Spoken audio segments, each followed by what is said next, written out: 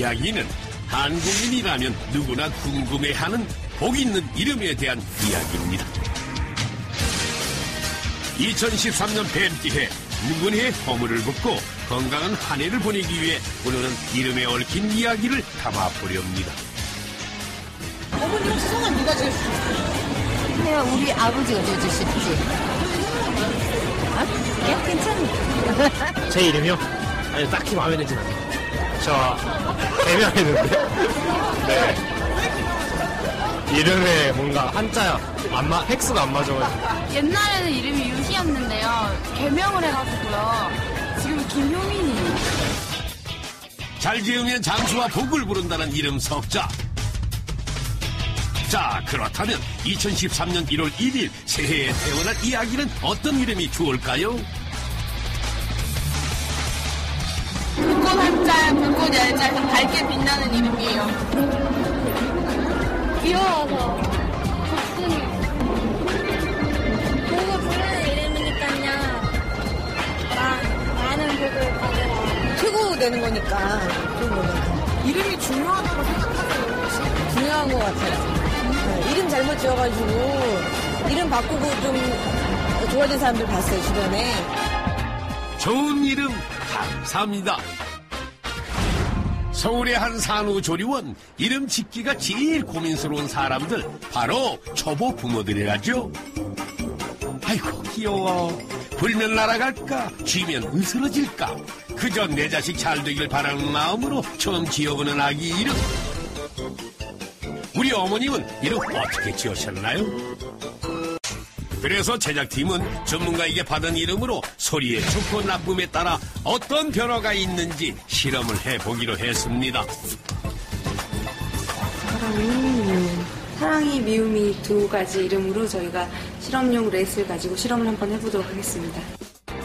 단어의 뜻과 소리가 명확히 반대되는 두 단어, 사랑이와 미움이.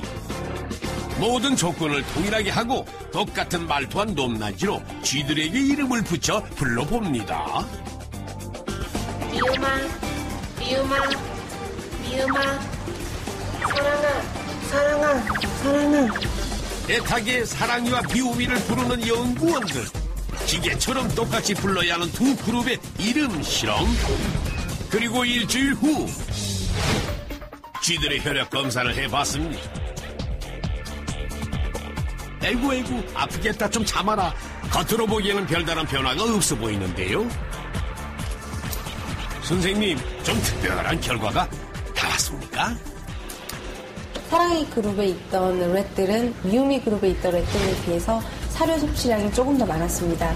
그래서 체중 증가율도 20g 정도 차이를 보였습니다. 사람으로 치면 한 1kg 정도의 체중 증가율을 생각을 하시면 됩니다. 그리고 혈액검사 결과도 염증에 대비할 수 있는 백혈구 수치가 미움이 그룹이 조금 더 낮게 나왔습니다. 이 말은 나중에 혹시라도 염증이 발병을 할 상황이 되면 미움이 그룹이 조금 더 면역력이 떨어진다고 보여지는 결과이죠.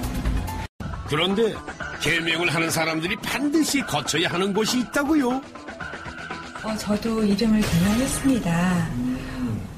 저 같은 경우는 너무 흔한 이름이라서 이름을 바꿨는데 후에 보니까 제 이름에 한자가 이름에 사용하지 않는 한자가 들어가 있어서 지금 다시 재개명을 할까 고려 중에 있습니다. 아니, 개명 전문 법무사도 개명을 했다고요? 허허. 이렇게 개명 신청자는 꾸준히 증가해서 2009년에는 10년 전과 비교했을 때 무려 4배 이상 많아졌다고 합니다. 또 허가율도 높아져서 2010년 기준 94%나 된다고 하니 그야말로 개명 열풍. 재물복, 사람복도 좋지만 복 중의 복은 바로 건강 아니겠습니까? 건강을 부르는 좋은 이름은 없는지 어디 한번 찾아봅시다. 알겠습니다.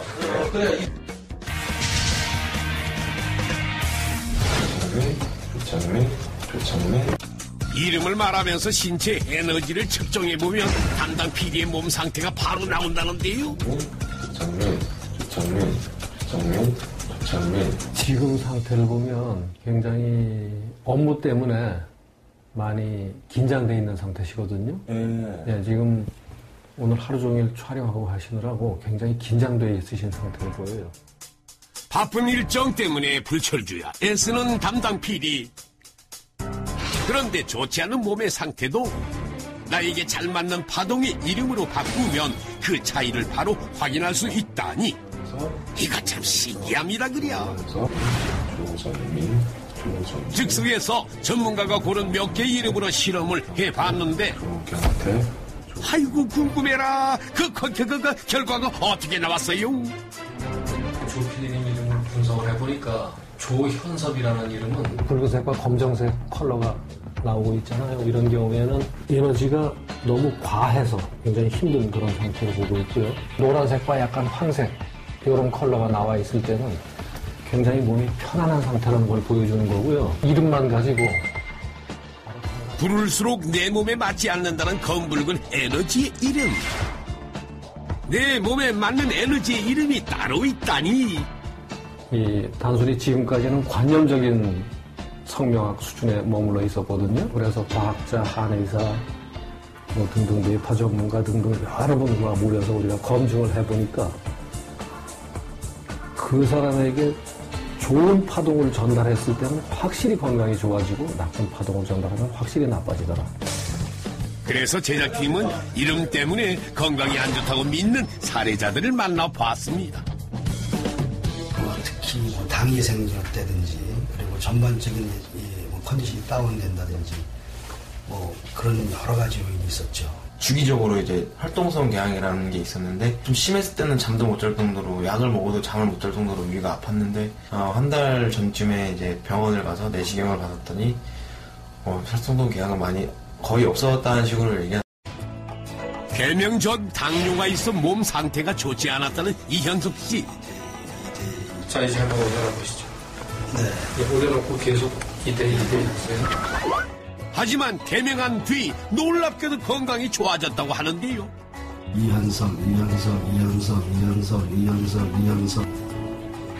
더 신기한 것은 개명 전 이름과 개명 후 이름으로 신체 에너지를 측정했을 때 분명한 차이가 보였다는 것입니다. 소리가 합쳐져서 만들어진 이름. 과연 이름에는 어떤 신비한 힘이 있길래 사람의 건강까지 좌지우지할 수 있는 걸까요? 서울의 한 유치원. 제작팀은 이곳에서 또 다른 실험을 해보기로 했습니다. 바로 콩 싹틔우기 실험인데요. 역시 좋은 이름, 나쁜 이름을 붙여주고 어떤 것이 더 잘 자라는지 지켜봤습니다.